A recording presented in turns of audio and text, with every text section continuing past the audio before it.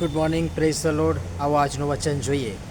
તે તારી દુષ્ટતા પર ભરોસો રાખ્યો છે. તે કહ્યું છે કે મને કોઈ જોતો નથી.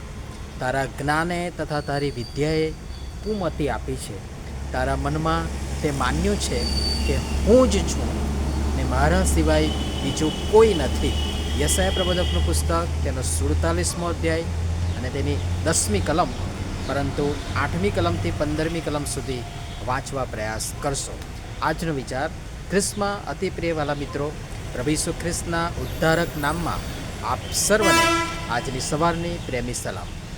8મી કલમની શરૂઆત બહુ ભયંકર રીતે થતી જોઈ શકાય છે. સંબોધન જુઓ, ત્યાં લખ્યું છે એ વિલાસીની.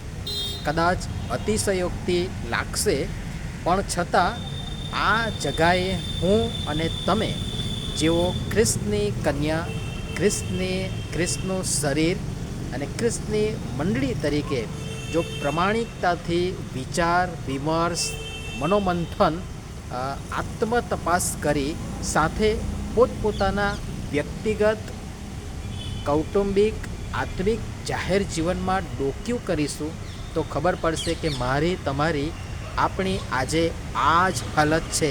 અને આ સંબોધન આપણને બરાબર લાગુ પડે છે. હે વિલાસીની. વિલાસીની, ભોગ વિલાસમાં રાચનારી, એવી આપણી આ હાલત છે. ભોગ વિલાસ, સ્વચ્છંદતા, મેદથી ભરપૂર, જલસા કરો ભાઈ જલસા કરો વાળી આપણી એ મનોવૃત્તિ અને ભ્રષ્ટતા, દુષ્ટતાથી ખદબદ આપણું જીવન. બીજી બાબત, નિશ્ચિંત બેસી રહેનારી, એ શબ્દો ત્યાં લખ્યા છે. પાછલા લગભગ 1-2 દશકથી સુવાર્તા, મિશનરી વર્ક, આત્માઓ જીતવા સંદર્ભે આપણે શૂન્ય મનસ્ક છીએ, શૂન્યવત છીએ. અને એ શાહી આદેશ જે પ્રભુ ઈસુ ખ્રિસ્તે આપણ સર્વને તેના પર વિશ્વાસ કરનારાઓને આપ્યો છે, એ આજ્ઞા વગેરેને આપણે ધોળીને પી જઈ ભોગ વિલાસમાં રત, દેવના કાર્ય અને યોજના પ્રત્યે આંખ આડા કાન કરી નિશ્ચિંત બેઠા છીએ. ત્રીજી બાબત, હું જ છું અને બીજું કોઈ નથી. આ પણ ત્યાં લખ્યું છે. મારા જેવું કોઈ નહીં, મારા સિવાય પણ કોઈ નહીં. હું. અને પછી બીજી જે બાબત આવે છે તે, હું રંડાઈને બેસીશ નહીં. મતલબ બીજો ધણી ને એ તો છે જ.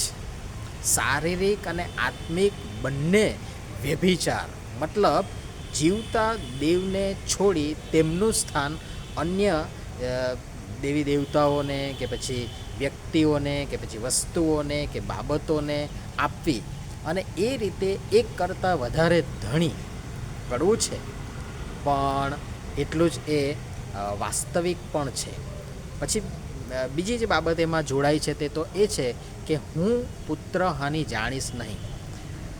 અરે મારા સંતાન કશે જશે નહીં, કશું થશે નહીં, બધા અકબંધ રહેશે, એ ભૂલી જાઓ.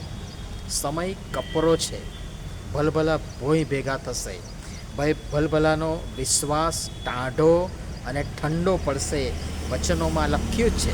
અને એ રીતે વિશ્વાસમાંથી પાછા હટશે ને એમ મંડળીના સંતાનો, વિશ્વાસીઓ પડશે, ભાંગશે અને નાશ પણ પામશે.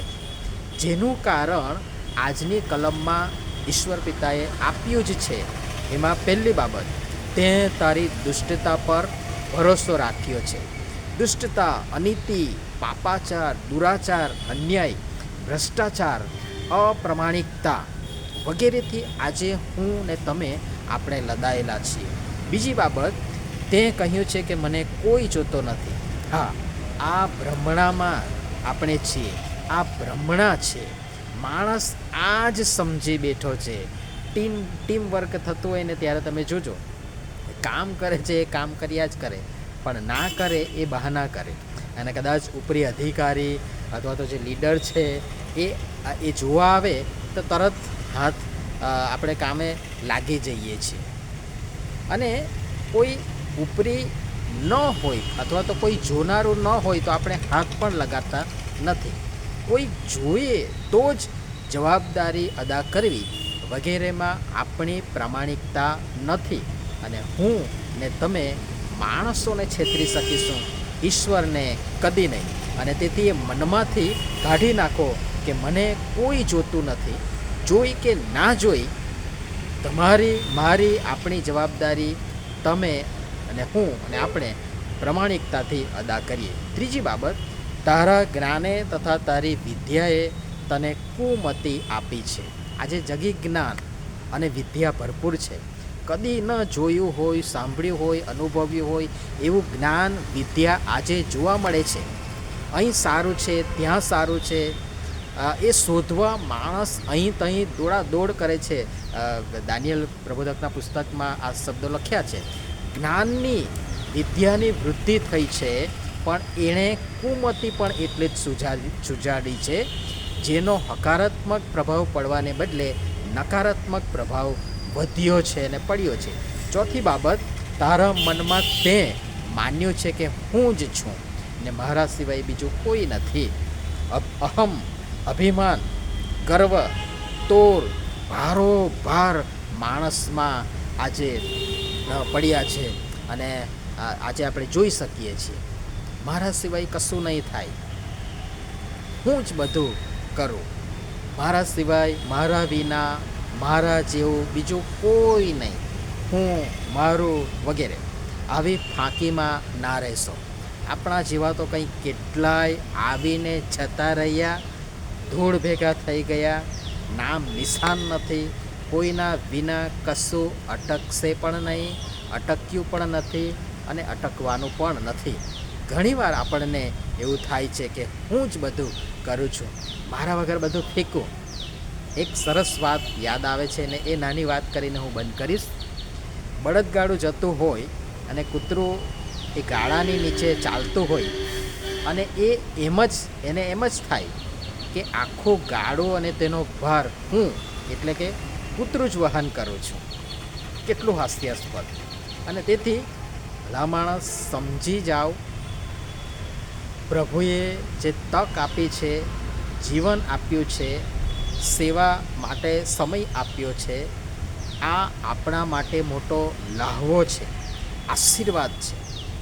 અને એને જાણીએ, માણીએ, સમજીએ અને દેવના કાર્યને માટે પ્રમાણિકતાથી વપરાઈએ, એ સમજણ કેળવી સાથે મળી આગળ વધીએ અને પ્રભુ આ બધી બાબતો સમજવા આપણને સર્વને તેમની કૃપા આપો.